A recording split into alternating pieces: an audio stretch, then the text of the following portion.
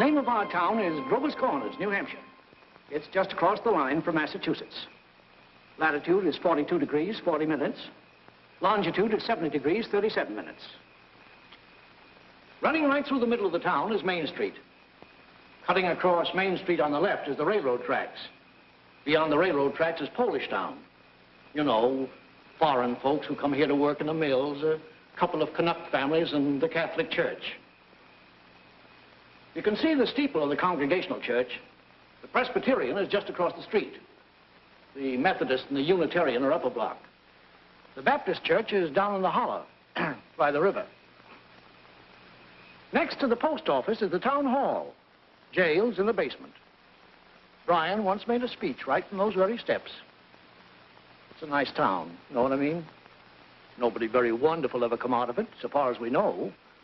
The earliest dates on the tombstones up there in the cemetery say 1670. They're Grovers and Cartwrights and Gibbses and Herseys. Same names as you find around here now. First, we'll show you a day in our town. Not as it is today in the year 1940, but as it used to be in the year 1901. All right, operator, let's start. Yes, sir, that's the way our town looked back in the year 1901. Along Main Street, there's a row of stores with hitching posts and horse blocks in front of them. The first automobile is going to come along in about 5 years. The date is June 7th, 1901. It's just before dawn. Yeah, just about. The sky is already beginning to show some streaks of light in it over there in the east, back of our mountain. The morning star gets wonderful bright the moment before it has to go. The only lights on in the town are in a cottage over in Polish Town where a mother's just giving birth to twins, and down in the depot where Shorty Hawkins is just getting ready to flag the 5:45 for Boston. There she is now. Of course, naturally, out in the country all around, there have been lights on for some time, what with milking and so on. But town folks sleep late. Here comes Joe Crowell delivering the morning papers. So, another day has begun. Here comes Doc Gibbs from that baby case I was telling you about. And this is Doc Gibbs' house. His neighbor is Editor Webb. There's Mrs. Gibbs coming downstairs to get breakfast. Later on, about 1910, she's going out to visit her daughter Rebecca in Canton, Ohio. Mrs. Gibbs is going to die there. Pneumonia. But she's going to be brought back here, and she's going to be buried in the cemetery right here in our town with a whole mess of Gibbses and Percys. In our town, we like to know the facts about everybody. And there's Mrs. Webb coming downstairs to get her breakfast, too. Mrs. Webb was a Grover before she married Editor Webb. Yeah. Children, time to get up. George, Rebecca, Emily, time to get up. Wally, 7 o'clock. Oh, Missy.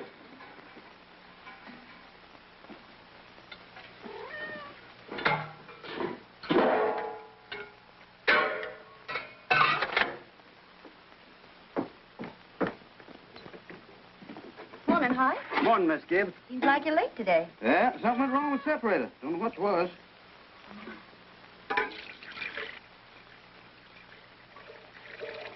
There you be. Thanks, Hi.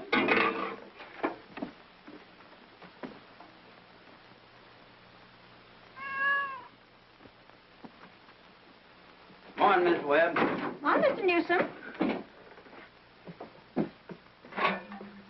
Mighty fine day. Yeah. How's Miss Newsom? Good. Emily, Wally, George, Rebecca.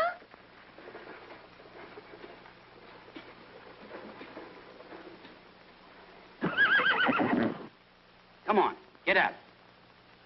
Bessie, come on. What's the matter with you? Oh, they've quit taking milk. Now, come on. Morning, Howie. Come on. Morning, Doc. Bessie acting up?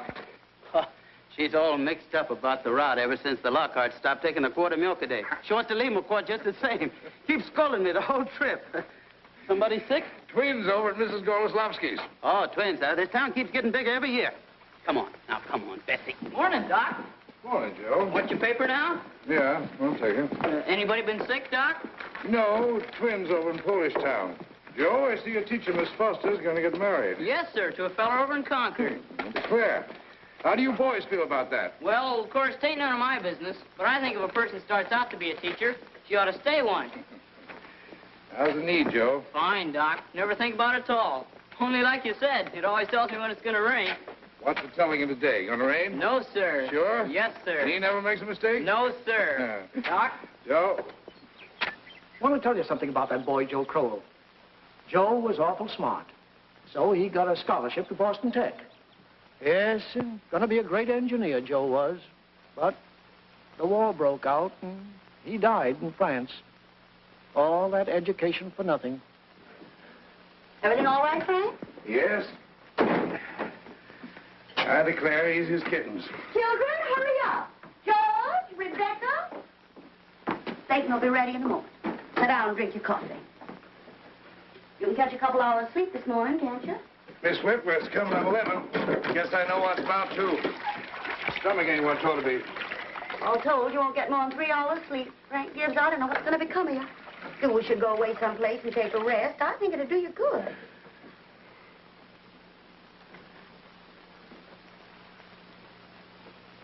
Children, hurry now. Emily, Wally. I declare you have to speak to George. Seems like something's come over him lately. He's no help to me at all. Can't even get him to cut me some wood. Is he sassy to you? Just whines. All he thinks about is that old baseball. George, Rebecca, you'll be late for school. George! George, look sharp. Yes, Pa? Don't you hear your mother calling you? Guess I'll go upstairs and catch 40 winks. Ma, what dress shall I wear? I washed and ironed the blue gingham for you, special. Oh, my, I hate that dress. Oh, hush up with you. Every day I go to school dressed like a sick turkey. Why, Rebecca, you always look very nice. Ma, Judge is throwing soap at me. I'll come up and slap the both of you. That's what I'll do. Hurry up, children. After 7 o'clock. I don't want to call you again.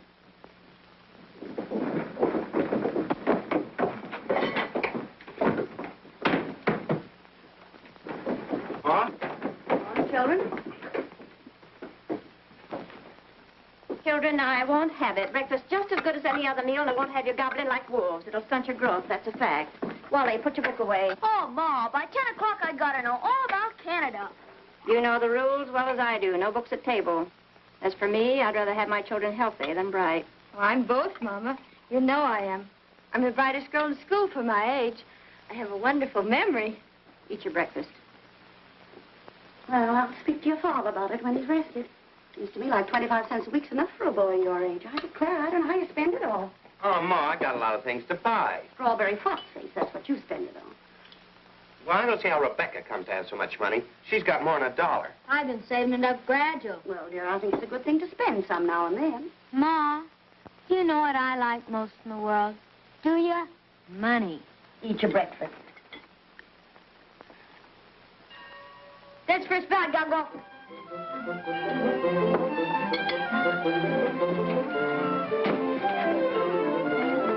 Yep, Wally.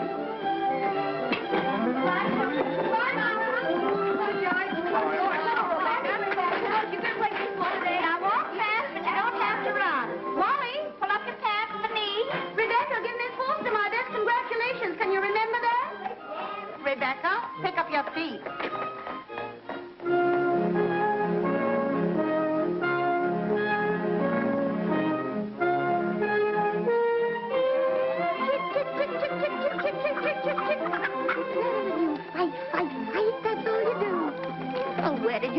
You don't belong to me. What you so scared of? Nobody's gonna hurt you. Morning, Julia. Morning, Myrtle. How's your cold? Oh, still got that tickling feeling in my throat. Told Charles I didn't know as I'd go to choir rehearsal tonight. Ever try singing over your voice? Yes, but somehow I can't do that and stay on key. Beans have been good this year. Let me help you. I'd tried to put up 40 quarts, but it kills me. Children say they hit 'em, but I notice they managed to get 'em down all winter. Myrtle, I got to tell you something. If I don't tell somebody, I'll burst. Julia Gibbs, one of those second-hand furniture men from Boston, came to see me last Friday. First, I thought it was a patient waiting to see Dr. Gibbs. But he wormed his way right into my parlor. Little Webb, he offered me $350 for Grandmother Hershey's highboys. I'm sitting here. Well, you're going to take it, aren't you? You don't know? $350? Well, what's come over you? Well, if I could get the doctor to take the money and go away someplace on a trip, I'd sell it like that. You know, it's always been the dream of my life to see Paris, France. Crazy, I suppose. For years, I've been promising myself if we ever had the chance. How's Doctor feel about it? Well, I did beat about the bush a little. Said if I ever got a legacy, that's the way I put it, I'd make him take me. What'd he say? You know how he is. Haven't heard a serious word out of him since I've known him. No, he says, might make him discontented with Grover's Corners to go traipsing over Europe. No, let well enough alone, he says. Well, if that second-hand man's real serious about buying it, you sell it, Julia. Then you'll get to see Paris. Just drop a hint from time to time. That's how I got Mr. Webb to take me to see the Atlantic Ocean, you know. Sorry I mentioned it. But it seems to me, once in your life before you die, you ought to see a country where they don't speak in English and don't even want to. That'll do, ladies. Thank you very much. Now we'll skip a few hours.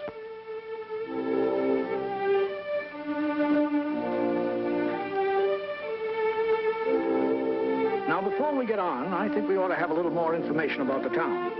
A kind of a scientific account, you might say. So I've invited Professor Willard of our state university to come here and kind of sketch in a few details of our past history.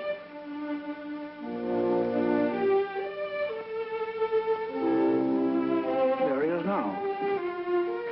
Am I late? Right on time. May I introduce Professor Willard of our state university? Now, just a few brief words, Professor. Unfortunately, our time's limited. Yes, let me see. Grover's Corners. Grover's Corners lies on the old Pliocene granite of the Appalachian Range. I might say that's some of the oldest land in the world. We're very proud of that around here. Some highly interesting fossils have been found. I might say unique fossils. 2 miles north of town in Silas Peckham's cow pasture. These may be seen in the museum of the university at any time. Well, that is, at any reasonable time. Shall I tell them about the meteorological conditions, the mean precipitation, etc.? I'm afraid we won't have time for that, Professor. We might have a few words about the history of man here, though. Oh, anthropological data. Yes. Let's see. Early Amerindian stock, Cotahatchee tribes. No evidences before the 10th century of this era. Now entirely disappeared. Oh, possible traces in 3 families. Migration in the early 17th century of English brachiocephalic blue-eyed stock, and since then some Slav and Mediterranean. And the population, Professor? Within the town limits, 2,640. Oh, is that so? In that case, the population at the moment is 2,642. The postal districts bring in 507 more, making a total of 3,149. Mortality, birth rates, constant. By McPherson's gauge, 6.032. Thank you very much, Professor. I'm sure we're all very much obliged to you. Not at all, sir, not at all. We want it. Good day. And now the social and political report. Oh, Editor Webb? Mr. Webb? Charlie Webb's the father of Wally and Emily. Emily's the smart girl with a good memory. You know, you saw her at breakfast. All right, Editor Webb, it's your turn now. Well, I don't have to tell you that we're run here by a board of selectmen. All males vote at the age of 21. Women vote indirect. Politically, we're 86% Republican, 12% Democrats, 4% Socialists. Rest indifferent. Religiously, we're 85% Protestants, 12% Catholics. Rest indifferent. Very ordinary town, if you ask me, but our young people here seem to like it well enough. Lots of them settle down right here to live, even after they've been away to college. Now, is there anybody in the audience who'd like to ask Editor Webb any questions about our town? Is there much drinking in Grover's Corners? Well, ma'am, I wouldn't know what you'd call much. Saturday nights, the farmhands meet down at Ellery Greenaw's stable and holler some. We got 1 or 2 town drunks, but they're always having remorses every time an evangelist comes to town. No, I'd say that liquor wasn't a regular thing in the home here, except in the medicine chest. Right good for snake bites, you know, always was. Mr. Webb. Yes? Mr. Webb, is there any culture or love of beauty in Grover's Corner? Well, no, ma'am, not much. That isn't the sense you mean. There's some girls that play the piano over at the high school commencement, but they ain't happy about it.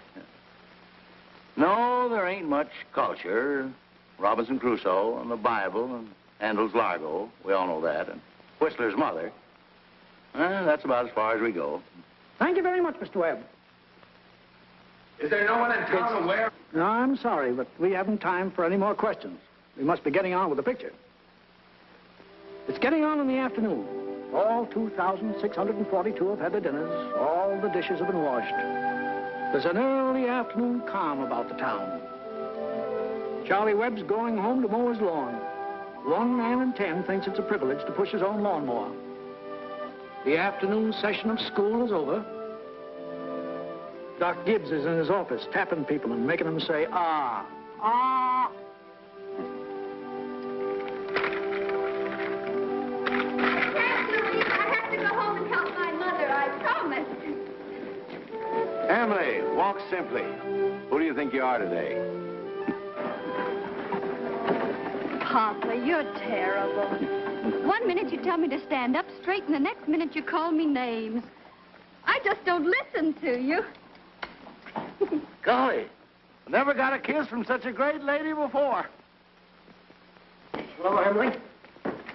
Oh, hello. You made a fine speech in class today.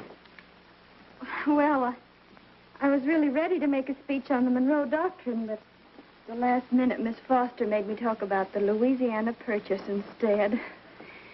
I worked an awful long time on both of them. Gee, it's funny, Emily. From my window up there, I can see your head nights when you're doing your homework over in your room. Why, can you? You certainly do stick to it, Emily. I don't see how you can sit still that long. I guess you must like school. Well, I feel it's just something you have to go through. What do you think, Emily? We might work out a kind of telegraph from your window to mine, and you could give me a hit every once in a while on one of those algebra problems. Well... Oh, I don't mean the answers, Emily. Of course not. I mean, just some little hint. Oh, I think hints are allowed, so, if you get stuck, George, just whistle to me, and I'll give you some hints. Gosh. You're just naturally bright, I guess. Well, I figure it's just the way a person's born. Yeah. But you see, well, I want to be a farmer, and my Uncle Luke says is whenever I'm ready, I can come over and work on his farm, and if I'm any good at all, I can just gradually have it. You mean the house and everything? Oh, yeah.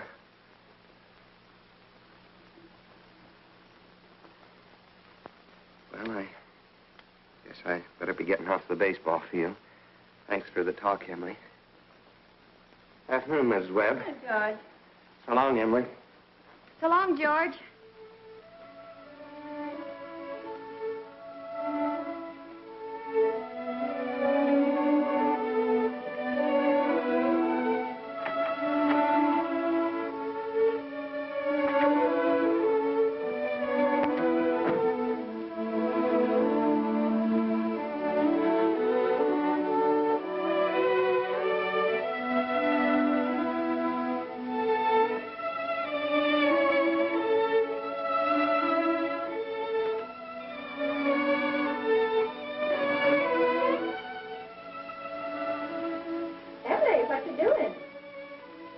Nothing, Mama. If you're doing nothing, you can come in here and help me with this yarn.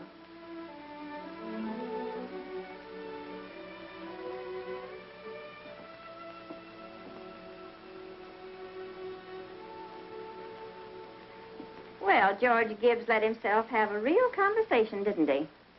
He's grown up. How old would George be? Oh, I don't know. That see. He must be around 17. Mama made a speech in class today. I was very good. You must recite it to your father at supper. What was it about? The Louisiana Purchase. It was like silk off a spool. I'm going to make speeches all my life. You're holding it too tight, Emily. Yeah, that's better. Mama, will you answer me a question? Serious? Seriously, dear, not serious. Seriously, will you? Of course I will. Mama, am I good looking? Of course you are. Both my children have got good features. Be ashamed if they hadn't. Oh, Mama, that's not what I mean. What I mean is, am I pretty? I've already told you yes. Now, that's enough of that. You got a nice, young, pretty face. Never heard such foolishness. Oh, Mama, you never tell us the truth about anything. I am telling you the truth. Mama, were you pretty? Yes, I was, if I do say it. I was the prettiest girl in town next to Mamie Cartwright. Oh, but, Mama, you've got to say something about me. Am I pretty enough to get anybody? Well, to get people interested in me. Emily, you make me tired. Now stop it. You're pretty enough for all normal purposes.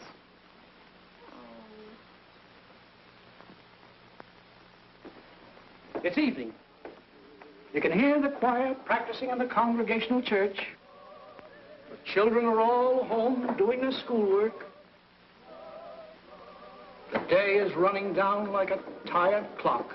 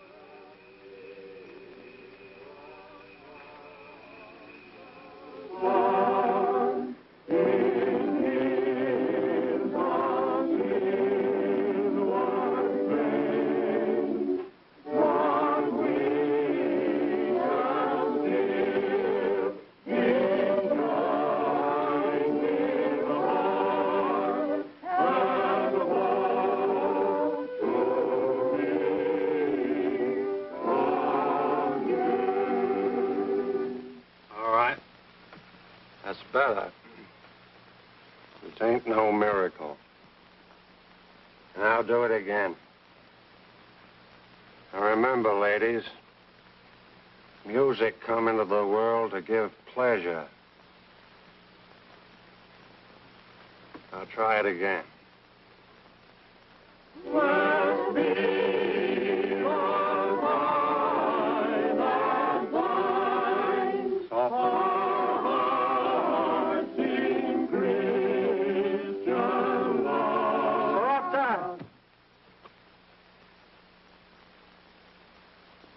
Listen, everybody. Get it out of your minds that music's only good when it's loud. You leave loudness to the Methodists. You couldn't beat them, even if you wanted to. Once again now, art thou weary? Art thou languid? It's a question, ladies and gentlemen. Make it talk. Oh, and remember, on Sunday, take the second verse real soft. Sort of die out at the end. Ready?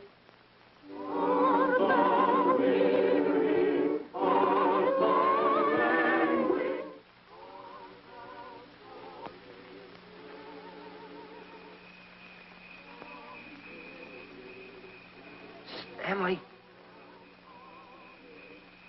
Oh, hello. Hello.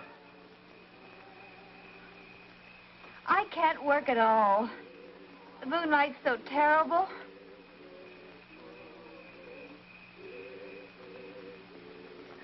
Emily, did you get the third problem?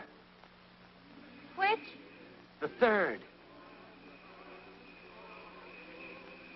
Oh, yes, George. That's the easiest of them all. I don't see it. Well, Emily, could you give me a hint? Well, I'll tell you one thing. The answer's in yards. In yards? What do you mean? Square yards. Oh, square yards. Well, yes, George, don't you see? Yeah. Square yards of wallpaper. Oh, I see. Square yards of wallpaper. Thanks a lot, Emily. You're welcome. My. Isn't the moonlight terrible?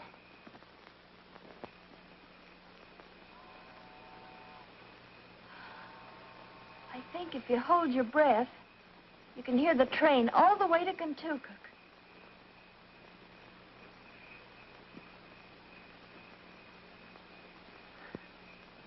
Hear it?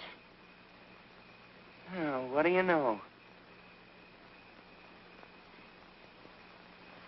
Well, I guess I'd better get back now and try to work.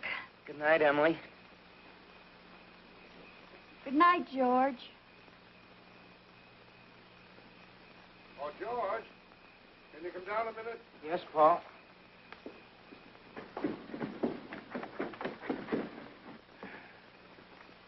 Make yourself comfortable, George. I'll only keep you a minute. George, how old are you? Me? Oh, I'm past 17. What do you want to do after school's over? You know, Paul, I want to be a farmer on Uncle Luke's farm. Mm-hmm. And you'll be willing, will you, to get up early and milk and feed the stock? And you'll be able to hoe and hay all day? Sure I will. What do you mean, Paul? Well, George, when I was here in the office today, I heard a funny sound. What do you think it was? It was your mother chopping wood. Now, there you see your mother, getting up early, cooking meals all day, washing and ironing, and yet she has to go out in the backyard and chop wood. I suppose she got tired asking you. I suppose she just gave up and decided it was easier to do it herself. Yet, you eat her meals. You put on the clothes she keeps nice for you. Then you run out and play baseball. Like she was a hired girl we kept around the house but didn't like very much. I knew all I had to do was call it to your attention. Here's a handkerchief, son.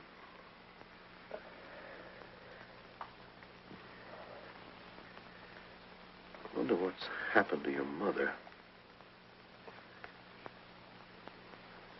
Choir practice never was as late as this before. It's only 8:30, Paul. I don't know what she wants in that choir anyway. She hasn't got any more voice than an old crow. Traipsing around the street this hour of the night.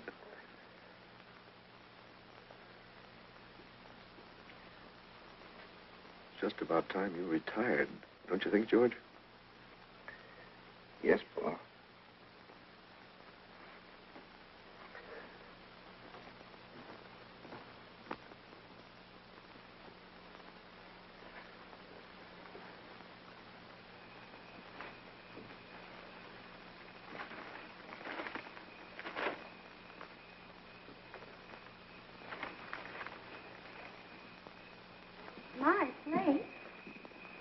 Real nice choir practice, wasn't it? Myrtle Webb, look at that moon. Potato weather, sure.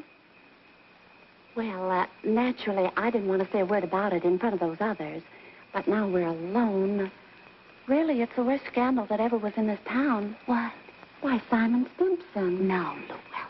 But, Julia, to have the organist of a church drink and drunk year after year. Luella. Julia, you know he was drunk tonight. Now, Luella, we all know about Mr. Simpson, and we all know about the troubles he's been through. And Dr. Ferguson knows, too. And if Dr. Ferguson is willing to keep him on in his job there, the only thing the rest of us can do is just not to notice it. Not to notice it? But it's getting worse. No, it ain't, Luella. It's getting better. I've been in that choir twice as long as you have, and it doesn't happen anywhere near so often. Oh, my. I hate to go to bed on a night like this. Well, good night, Luella. Good night. Good night, Julia. Night, Myrtle. You can get home all right, Luella? Oh, it's bright as day. I can see Mr. Soames scowling at the window now. You think we've been to a dance the way the menfolk carry on. Good night, Julia. Good night, Luella. See you on Sunday. See you then.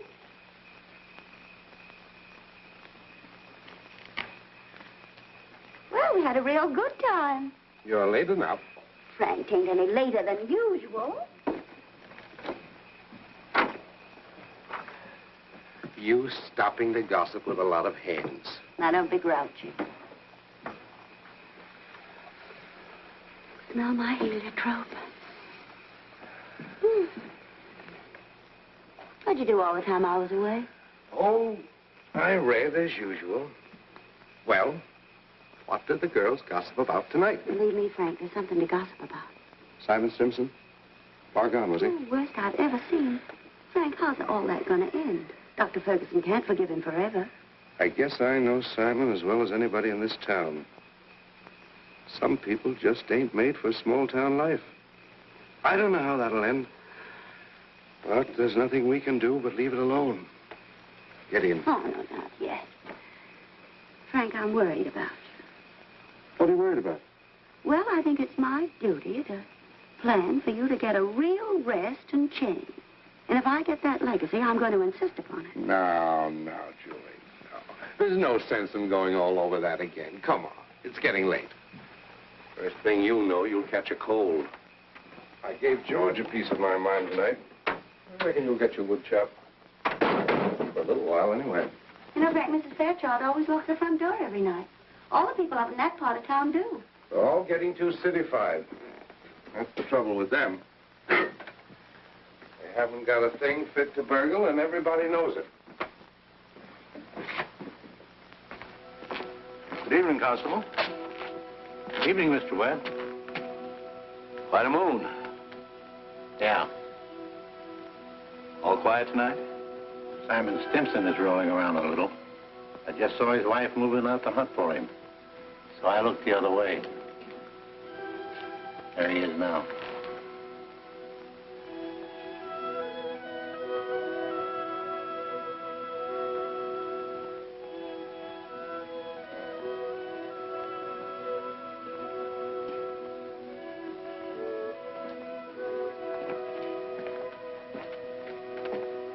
Good evening, Simon.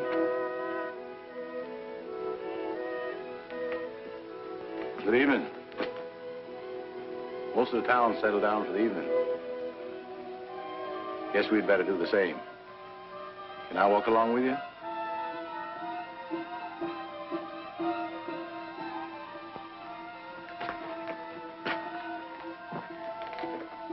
Good night.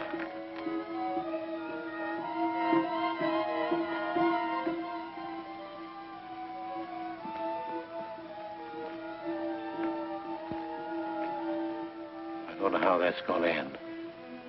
Oh, Bill, if you see my boy smoking cigarettes, give a word to him, will you? He thinks a lot of you, Bill. I don't think he smokes those cigarettes, Mr. Webb. Leastways, not more than 2 or 3 a year. Well, I hope not. Good night, Bill. Good night, Mr. Webb.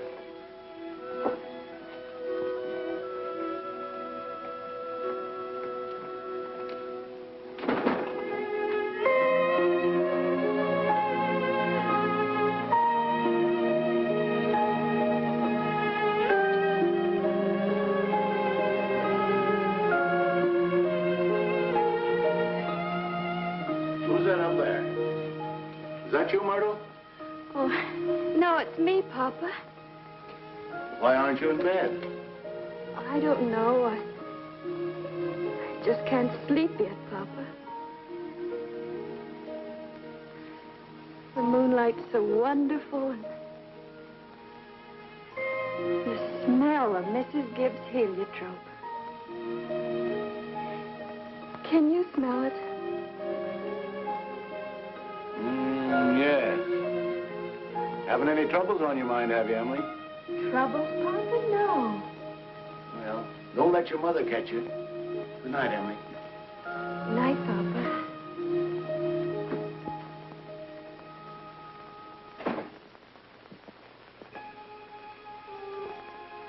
I never told you about that letter Jane Crowfoot got from her minister when she was sick.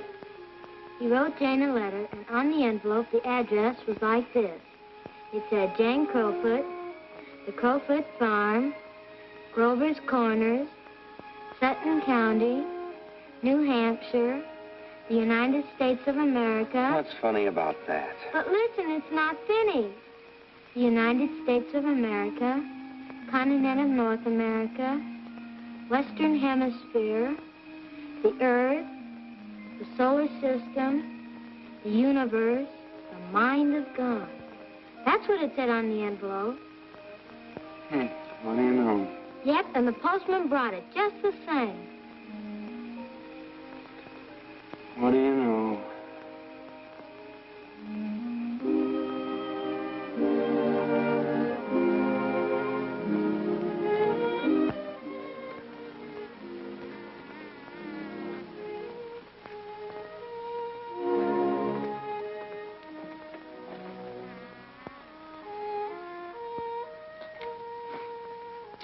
Well, 3 years have gone by. The sun's come up over 1,000 times. Summers and winters have cracked the mountains a little bit more, and the rain's brought down some of the dirt. Some babies who weren't even born before have begun talking regular sentences already. And some folks who thought they were right young and spry have discovered they can't bound up a flight of stairs the way they used to without their hearts fluttering a little. All that can happen in 1,000 days. Nature's been pushing and contriving in other ways, too. A number of young people fell in love and got married. Most everybody in the world gets married. In this town, there aren't hardly any exceptions. Most everybody climbs into the grave married. What you've seen was called the daily life. Let's call what you're going to see love and marriage. So it's 3 years later. It's 1904. It's July 7th, just after the high school commencement. That's the time most young people jump up and get married. As soon as they've passed their final examinations in solid geometry and Cicero's orations, that's the time most young people think themselves fitted to get married. It's early morning again. Only this time it's been raining. It's been thundering and pouring. I don't know. May start in again any moment. Yeah. There's the 5:45 for Boston. And there's Cy Crowell delivering the papers like his brother before him. And there's Mrs. Gibbs and Mrs. Webb coming downstairs to get breakfast just as though this were an ordinary day. I don't have to point out to the women in the audience that both these ladies they see before them, both these ladies have been cooking 3 meals a day, one of them for 21 years and the other for 25, and never took a summer vacation. They raised 2 children apiece, washed, cleaned the house, and never had a nervous breakdown. And here comes Howie Newsom and Bessie delivering the milk.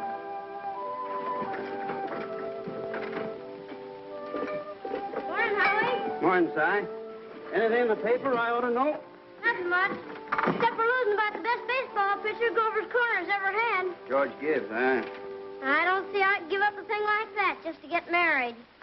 Would you have, Howie? Can't say. Never had no talent that way. But in '95, we had a player, Si, that even George Gibbs couldn't have touched. Name of Hank Todd. But he went down to Maine and become a parson. Wonderful ball player. Fine. Howie?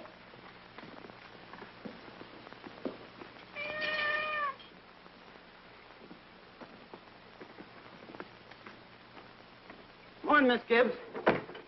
Morning, Howie. It's too bad it's so wet, but I guess it's cleared up for good. Certainly hope it has. Going to have a house full of relations today, Howie. Looks like I'll need 3 of milk and 2 of cream. 3 of milk and 2 of cream. My wife says to tell you we hope they'll be happy. You know they will. Thanks a lot, Harry. Tell your wife I hope she gets the wedding. Maybe she can. She'll get there if she can.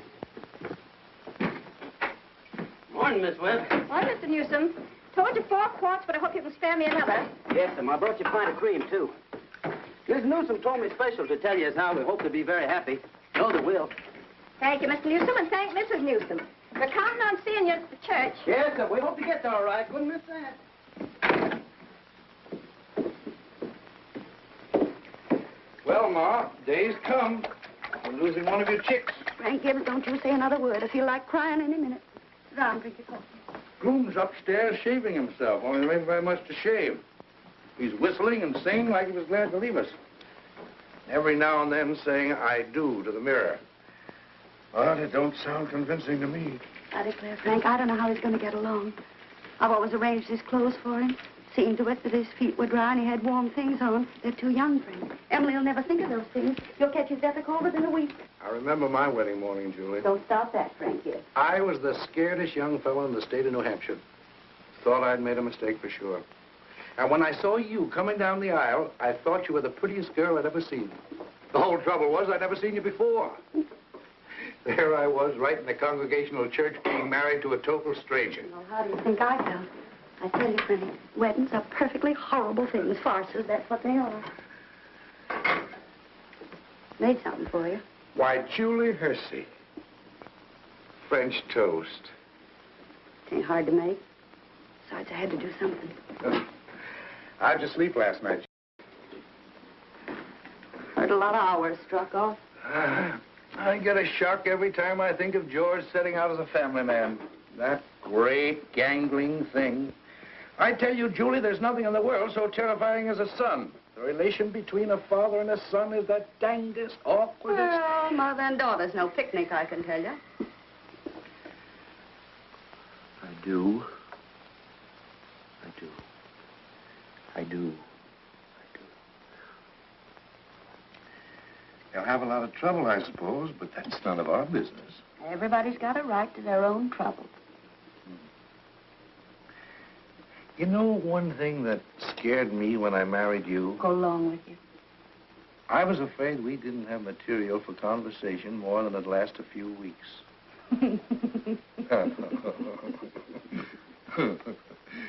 I was afraid we'd run out and have to eat our meals in silence. It's fact. Well, you and I have been conversing for 20 years without any noticeable barren spells.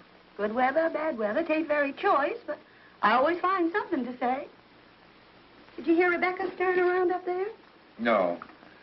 This is the only day in the year when she isn't managing everyone's affairs up there. She's hiding in her room, and I have an idea she's crying. Land sakes, this has got to stop. Rebecca? Rebecca, come and eat your breakfast.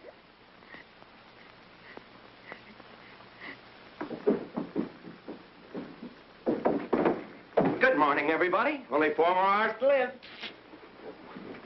George Gibbs, where you going? I'm just stepping across the grass to see my girl. Now, George, put your rubbers on. It's been raining torrents. You don't step out of this house unless you're prepared for it. Oh, Ma, it's just a step. You'll catch your death of cold and call for room service. Oh. George, do as your mother tells you.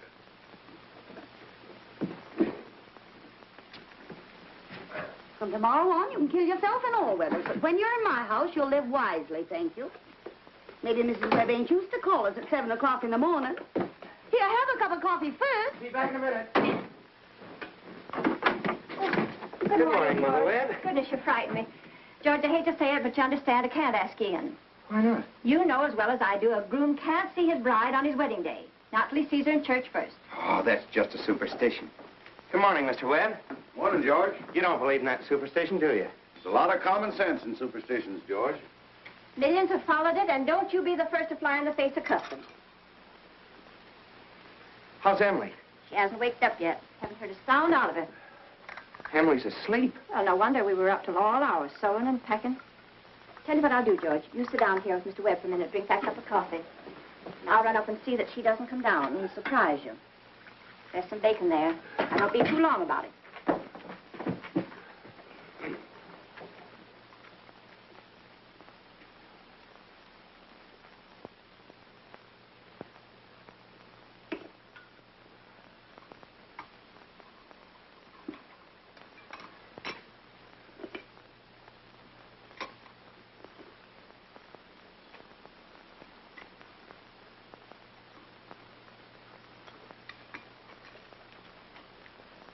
Well, George, how are you? Oh, I'm fine. Mr. Webb, what common sense could there be in a superstition like that? Well, George, on the wedding morning, a girl's head is full of, oh, you know, clothes and one thing and another. Don't you think that's probably it? Well, yes. Guess I never thought of that before. The girl's apt to be mite nervous on her wedding day. Gee, I wish a person could get married without all that marching up and down. Every man that's ever lived has felt that way, George. And it hasn't been any use. It's the women folks who've built up weddings, my boy. Man looks mighty small at a wedding, George. All those good women standing shoulder to shoulder, making sure that the knot's tied in a mighty public way. Well, you believe in it, don't you, Mr. Webb? Oh, yes. Oh, yes. Now, don't misunderstand me, George. Marriage is a wonderful thing. A wonderful thing. Don't you forget that, George. No, sir.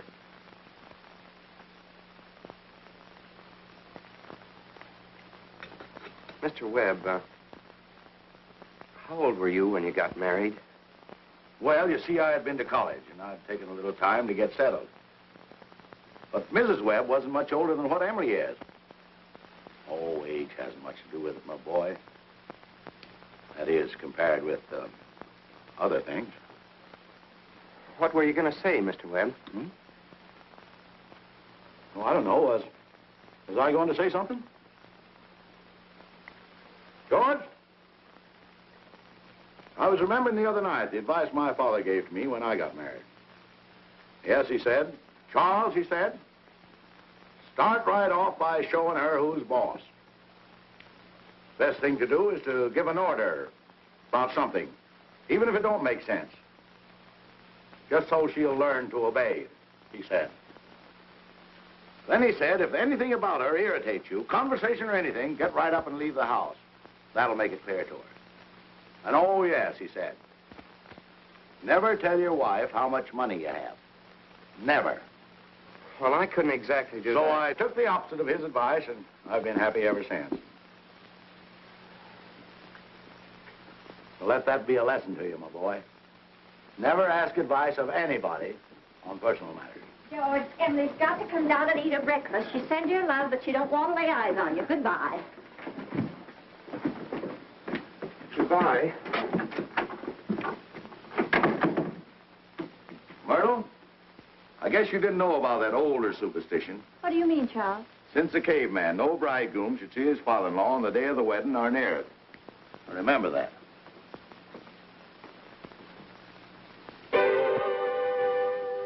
Now, before we get on with the wedding, I think we should see how it all began, this plan to spend a lifetime together. I'm awfully interested in how such big things begin. You know, you're 21 or 22, and then you're 70. You've been a lawyer for 50 years, and the white-haired lady beside you has eaten 50,000 meals with you. How do such things begin? Now, George and Emily are going to show you the conversation they had when they first knew, as the saying goes, they were meant for one another. Now, it all happened last year on the way home from school. George had just been elected president of the senior class, and Emily had just been elected secretary and treasurer. Now, you all know how important that is. Emily, can I carry your books home for you? Well, thank you. It isn't far. Bob, if I'm late, start practicing. Give Herb some long high ones. All right. Awfully glad you were elected, too, Emily. Thank you. Emily, why are you mad at me? Well, I'm not mad at you. You've been treating me so funny lately. Well, since you asked me, I might as well say it right out, George. Goodbye, Miss Corcoran. Emily? Hi, Miss Cochran. George? What is it? I don't like the whole change that's come over you this last year. I'm sorry if that hurt your feelings, but I just got to tell the truth and shame the devil. A change? What do you mean? Well, up to a year ago, I used to like you a lot. I used to watch you while you did everything. Because we've been friends for so long. And then you started spending all your time at baseball, and you never stopped to speak to anybody anymore. Not to really speak. Not even to your own family you didn't. And George, it's a fact. Since you've been captain, you got awful stuck up and conceited, and all the girls say so. Hurts me to hear them say it, but I have to agree with them a little because it's true. Oh, gosh, Emily. I never thought that such a thing was happening to me. I guess it's hard for a fellow not to have some faults creep into his character. Always expect a man to be perfect, and I think he should be. Well, I don't think it's possible to be perfect, Emily. Well, my father is. And as far as I can see, your father is. And there's no reason on earth why you shouldn't be, too. I feel that it's just the other way around. That, well, men aren't naturally good, but girls are. Well, you might as well know right now that I'm not perfect. It isn't as easy for a girl to be perfect as a man because, well, we girls are more nervous. Oh, now, I'm sorry I said that about you. I don't know what made me say it. Emily... Now I can see it isn't the truth at all. Suddenly I feel it isn't important anyway.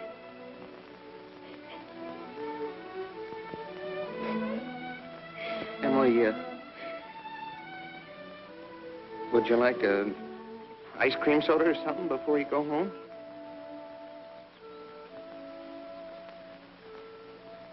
Thank you, I would.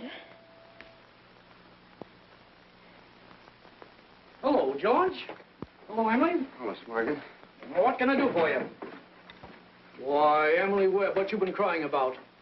Well, she got an awful scare, Mr. Morgan. That hardware store wagon almost ran over her.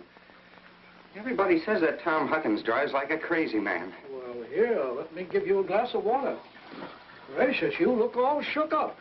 Well, I tell you, you gotta look both ways before you cross Main Street these days. It's getting worse every year. What do you have? I'll have a strawberry phosphate, Mr. Morgan. Oh, no, Emily. Have a soda with me. Well, 2 strawberry ice cream sodas, Mr. Morgan. 2 strawberry ice cream sodas, yes, sir. Yes, sir, I want to tell you something. There are 275 horses in Grover's Corners this very moment I'm talking to you. State inspector was in here yesterday. Now, with all these automobiles coming along, looks to me like the only safe place to stay was to home. Gracious, I can remember the time when a dog would run out in the middle of Main Street all day long without anything coming along to disturb him. There you are. Howdy, Mrs. Ellis. What can I do for you? Got a prescription. Yes? Well, let's see. Shouldn't take long to fill that. You just sit down here. Be with you in just a minute. so expensive. No, Emily, don't you think about that. We're celebrating our election. Emily, I want to ask you a favor. What? If I go away to State Agricultural College next year, will you write me a letter once in a while? I certainly will. I certainly will, George. It certainly seems like being away 3 years, you'd get out of touch with things. Maybe letters from Grover's Corners won't seem so interesting after a while. Grover's Corners isn't a very important place when you think of all New Hampshire, but I think it's a very nice town. Oh, well, the day wouldn't come when I wouldn't want to know everything about our town. Well, I know that's true, Emily. Well, I'll try to make my letters interesting.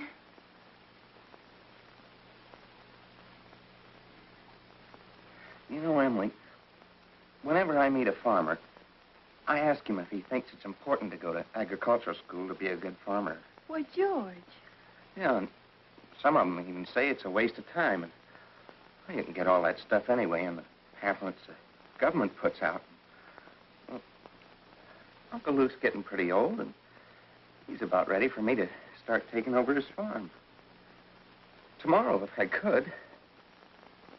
Oh, but George, maybe it's important for you to go and learn all that about cattle judging and soils and those things. Of course, I don't know. Emily, I'm going to make up my mind right now. I won't go. I'll tell Pa about it tonight. But, George, you don't have to decide right now. It's a whole year away. Emily, I'm glad you spoke to me about that fault in my character. And everything you said was right, but there was one thing wrong with it. And that's when you said I wasn't noticing people. You, for instance. You say you were watching me when I did everything. I was doing the same thing about you all the time. Why? Sure, I always thought about you as one of the chief people I thought about. I always made sure where you're sitting on the bleachers, and who you were with. And well, for 3 days now, I've been trying to walk home with you, but something always got in the way. And yesterday, I was standing out by the wall waiting for you. And I walked home with Miss Cochran. Oh, George. Life's awful funny. How could I have known that? I thought... Emily, I'm going to tell you why I'm not going to agricultural school. I think that once you've found a person that you're very fond of, a person who's fond of you, too, likes you well enough to be interested in your character, I think that's just as important as college is, and even more so. That's what I think. I think it's awfully important, too. Emily? Yes, George? Emily, if I do improve and make a big change, would you be... I mean, could you be... I am now. I always have been.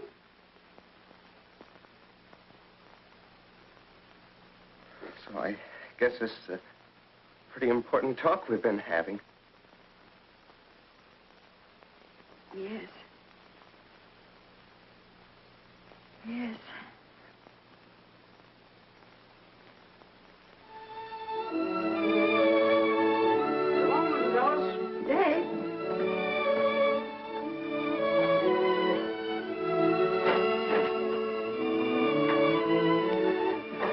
Wait a minute, I'll walk you home.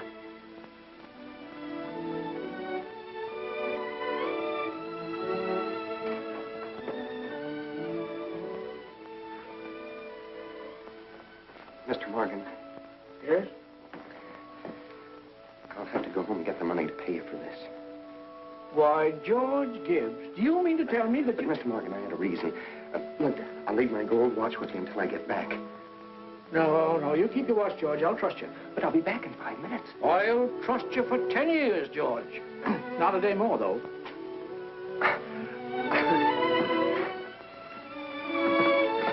Feeling all right now, Emily? Oh, yes. Thank you, Mr. Morgan. It's nothing. I'm ready.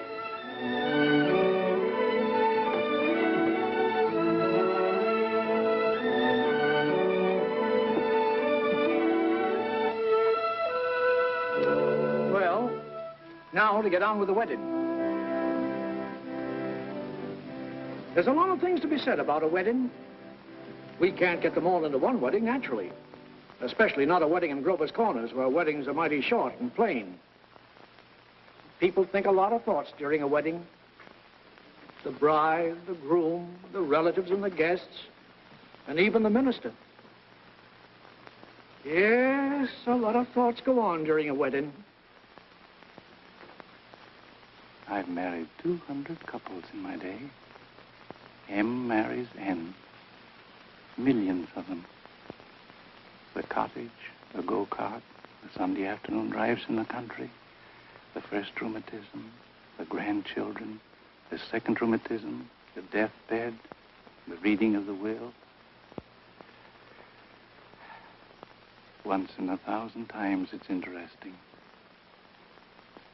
I don't know why on earth I should be crying. I suppose there's nothing to cry about. This morning at breakfast, it just come over me. There was Emily eating her breakfast as she's done for 17 years. She's going out of my house. I suppose that's it. I never felt so alone in my whole life. I don't want to get married. Why can't I stay for a while as I am? Papa, darling, don't you remember what you used to say all the time, that I was your girl? I don't want to get married.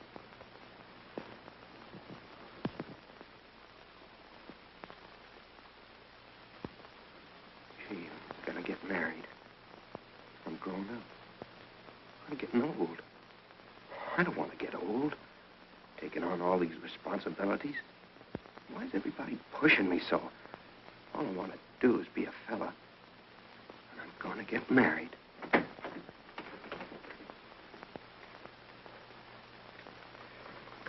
Cheer up, Ma. I'm getting married. Come on, Ma. Now, Ma, you say Thursday nights. Emily and I'll be over for supper every Thursday night. You'll see. Come on, Ma. We've got to get ready for this. Got the ring? Oh, yes, sir. Come on.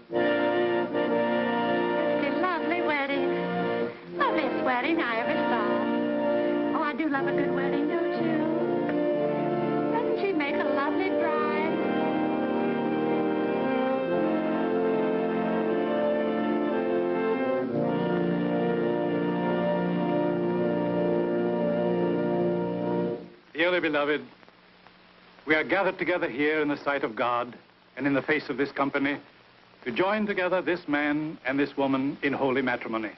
Don't know when I've seen such a lovely wedding. Be entered into an I always cry. I don't know why it is, but I always cry. And in the fear of God. I just like to see young people Into happy. this holy estate, these two persons They're such a lovely come now to couple. be joined. I've never been to such a Require and nice charge you wedding. both, in sickness I'm and sure. in health, to love and to cherish till death you do part, according to God's holy ordinance, and thereto plight her your troth. I do. Do you, Emily, take George to your wedded husband, to have and to hold from this day forward, for better, for worse, for richer, for poorer, in sickness and in health, to love and to cherish till death you do part, according to God's holy ordinance, and thereto plight him your troth? I do. What token dost thou give of thy sincerity? With this ring, With this ring, I thee wed. I thee wed. For as much as George and Emily have consented together in holy wedlock, and have witnessed the same before God and this company, and have declared the same by giving and receiving a ring, I pronounce that they are husband and wife. Amen.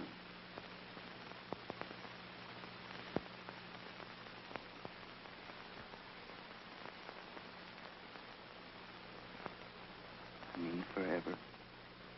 forever and ever.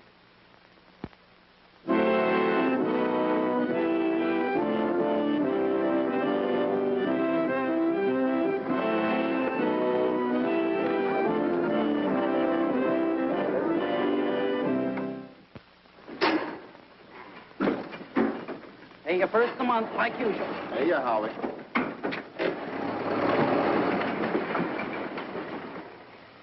Man his age shouldn't be driving one of those things. Not when he's got a lot of young fellas to do it for him. Well, Howie likes to deliver the milk himself. Says he gets the feel of the town that way. You know, in all these years, he never kept a book. Carries all the accounts in his head. I hear he's been doing so well, he's begun locking his front door at nights. Afraid of burglars. Ain't no burglars in this town yet. No, but Howie's heard about them.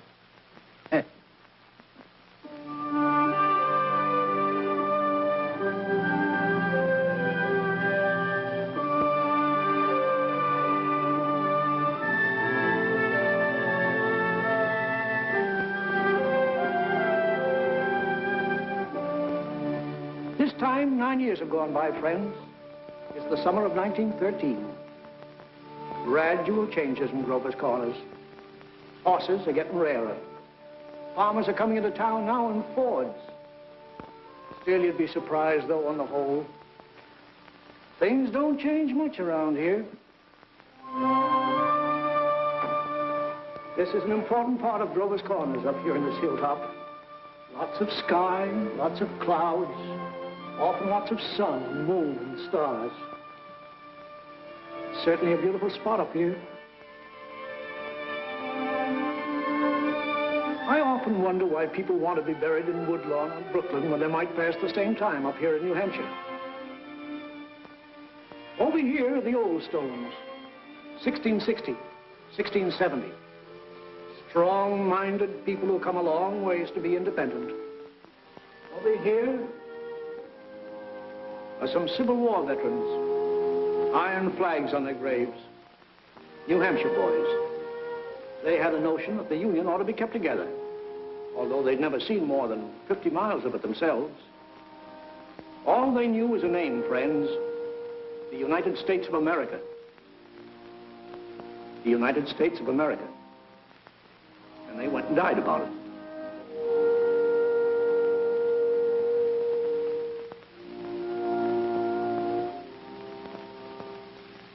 This is the new part of the cemetery. There's Mrs. Soames, who enjoyed the wedding so much, remember? And there's our friend, Mrs. Gibbs. And Doc Gibbs lost his wife 3 years ago, just about this time. And Editor Webb's boy, Wallace, whose appendix burst on a Boy Scout trip to Crawford Notch. There's Mr. Stimson, the organist at the Congregational Church. He drank a lot, they used to say. Hung himself in the attic. They tried to hush it up, but of course it got around. He wrote his own epitaph. Ain't a verse exactly, it's just a lot of notes. I wouldn't know what it was. It was all read up in the Boston papers at the time, though. A lot of sorrows kind of quieted down up here, too. All those important things, mother and daughter, husband and wife, enemy and enemy, money and miser. All those terribly important things. The earth part kind of burns away, burns out. And what's left? What's left when memory is gone? And your identity, Mrs. Smith? Something eternal. We all know down in our bones that something is eternal, and that something has to do with human beings. All the greatest people that have lived for the past 5,000 years have been telling us that. And yet you'd be surprised how we lose sight of that fact. There's something eternal about every human being. I guess I'm thinking these thoughts today on account of our friend Emily. Another baby's expected down at that happy home we saw started. It's Emily's second. There's a little boy about 6 years old. But this time Emily's pretty sick. Doc Gibbs is going around these days with a mighty worried face.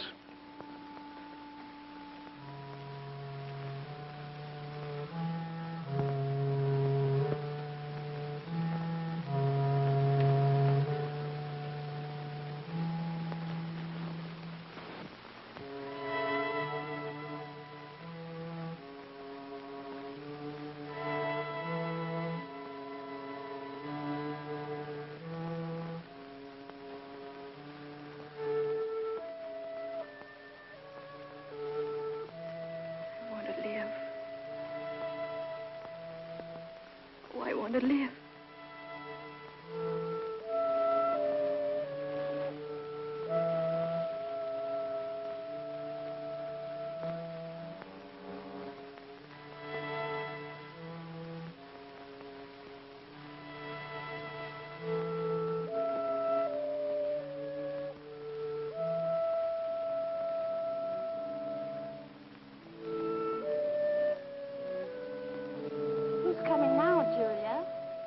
My daughter-in-law, Emily Webb. What ails her? Trouble bringing a baby into the world. Why, I remember Emily's wedding. Wasn't it a lovely wedding? I remember I called on George and Emily at their farm just before I died. Perfectly beautiful farm.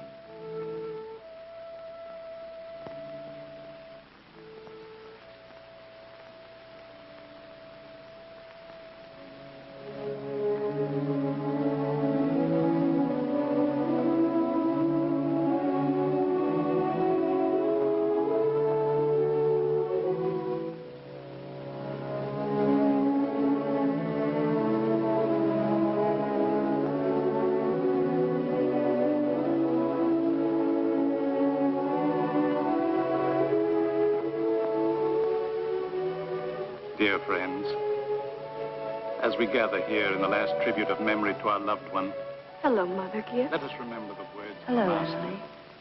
Hello, Emily. I am the resurrection and the life. Oh, Mrs. Soames. He that believeth. Hello, sis. Hello, Wally. Eternal in the heavens.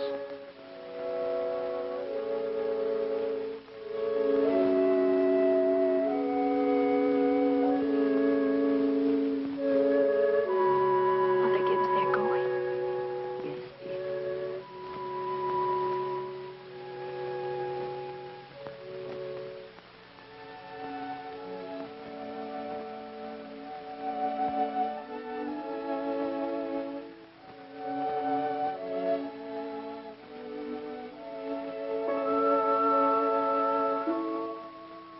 Father Gibbs is bringing some of my flowers to you, Mother Gibbs.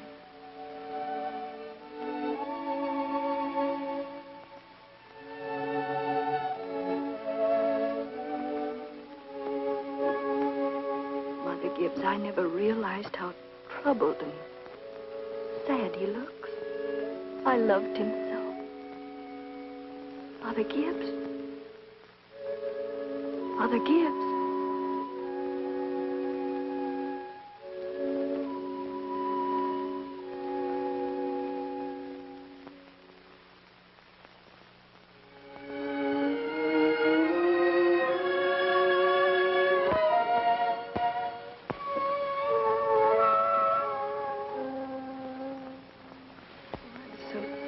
Mother Gibbs.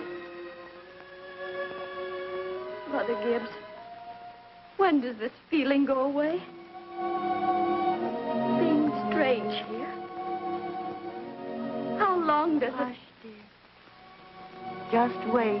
Be patient. How do you do, Mr. Stimson? How do you do, Emily? Mother Gibbs, George and I have made that farm into just the best place you ever saw. We thought of you all the time.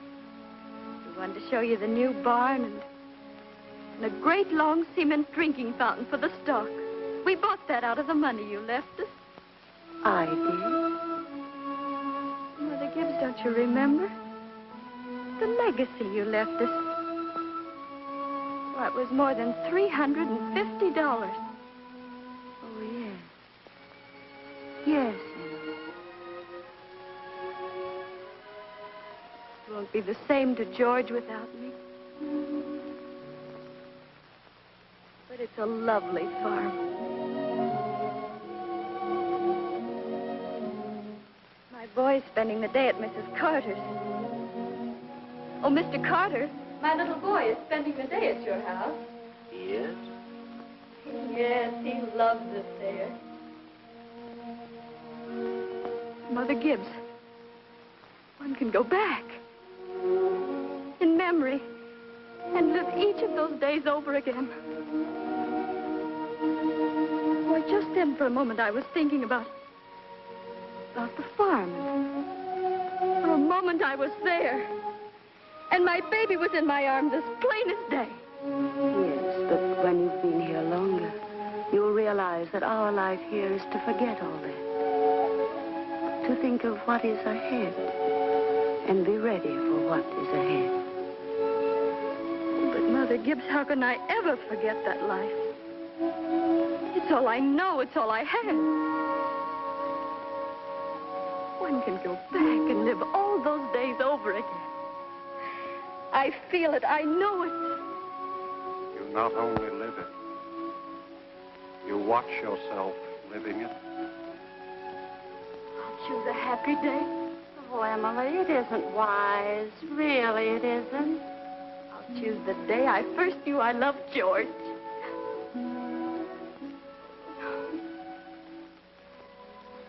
Why should that be painful? Because it's the happiest days that are the hardest to relive and to forget. I must. Then choose an unimportant day. Choose the least important day in your life. It will be important enough.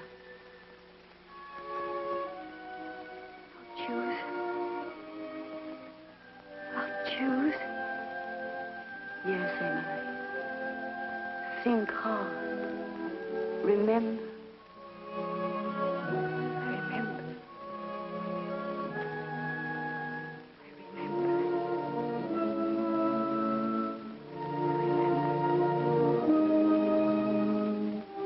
But there's Main Street. That's Mr. Morgan's drugstore before he changed. And there's the livery stable. That's the town I knew as a little girl. And look. There's the old white fence that used to be around our house. Oh, I'd forgotten that. I love it so.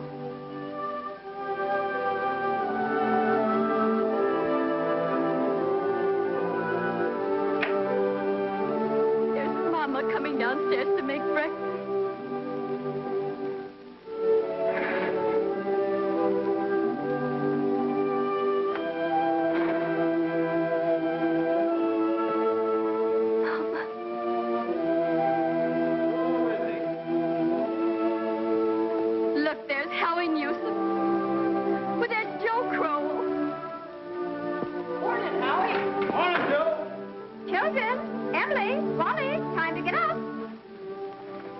Morning, Miss Webb. Oh, Miss Newcomb. Phew, it's cold.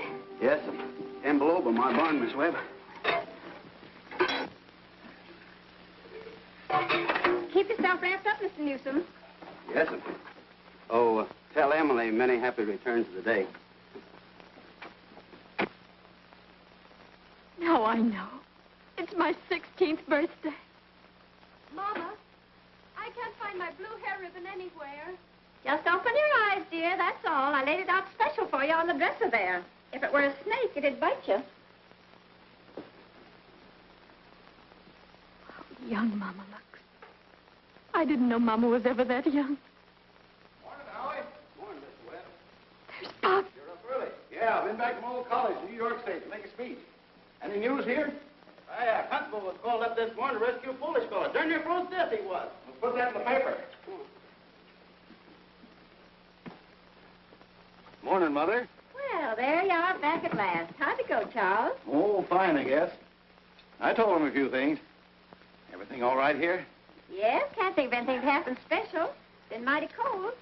Howie Newsom says 10 below down to his barn. Yes, well, it's colder than that at Hamilton College. Students' ears are falling off. They ain't Christian. Paper have any mistakes in it? Not that I noticed. Well, you can have your coffee when you want it, Charles.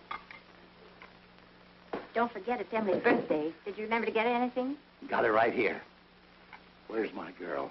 Where's my birthday girl? Don't interrupt her now, Charles. You can see her at breakfast. She's slow enough as it is. I can't bear it. Why did they ever have to get old? Mama, I'm here. I'm grown up. Oh, I love you all. Everything. I can't look at everything hard enough. Hurry up, children. 7 o'clock. I don't want to call you again.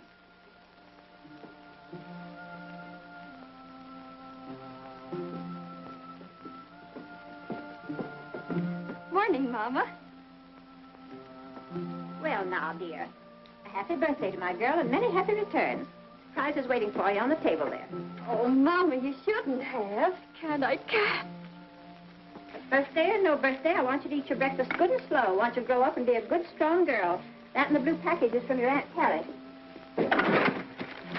Good morning. George. Good morning, George. Brought this over for your birthday, Emily. Any happy returns of the day. Thank you. It's only a photograph album. Oh, George, I'd forgotten. Oh, it's beautiful. Oh, just an album. I'm going out to my Uncle Luke's farm today. Like it out there. George, we grew up and were married, don't you remember? Uncle Luke gave you the farm. Well, goodbye. Goodbye, and thanks. Chew this bacon good and slow. It'll help keep you warm on a cold day.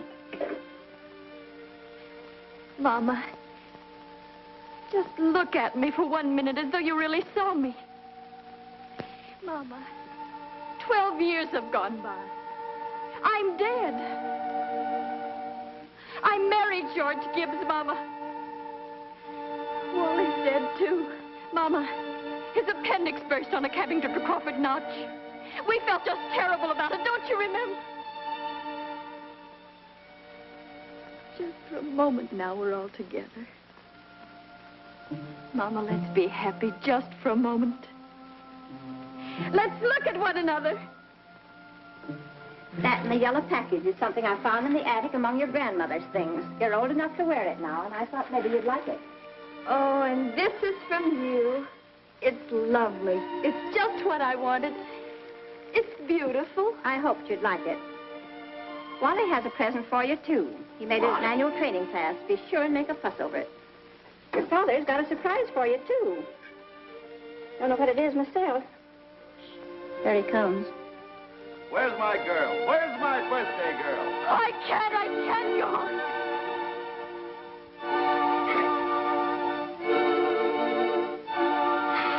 It goes so fast. We don't have time to look at one another.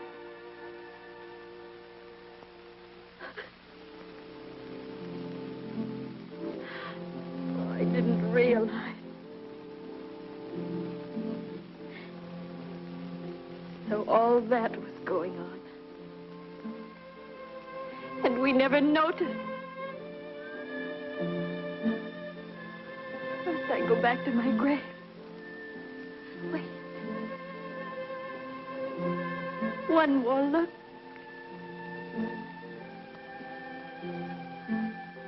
Goodbye. Goodbye, world. Goodbye, Grover's Corner. Mama, Papa. Goodbye to clocks ticking. My butternut tree and Mama's sunflowers. Food and coffee. New iron dresses and hot baths. And sleeping and waking up. Oh, Earth, you're too wonderful for anybody to realize it. Do any human beings ever realize life while they live it? Every minute. Oh, I want to live, I want to live, I want to live. Of course you do, Emily. Of course.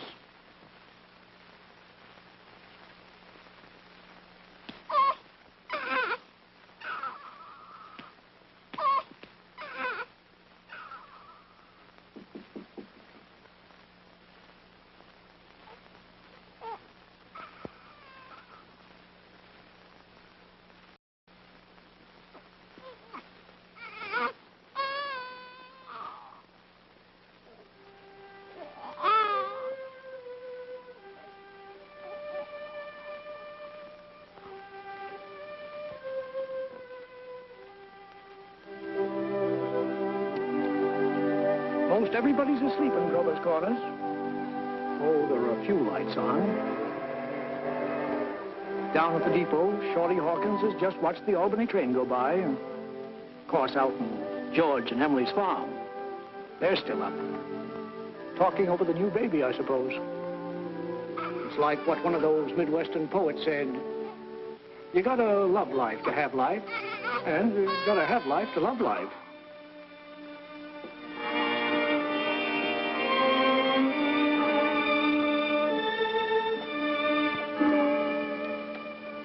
$11 in Grover's Corners.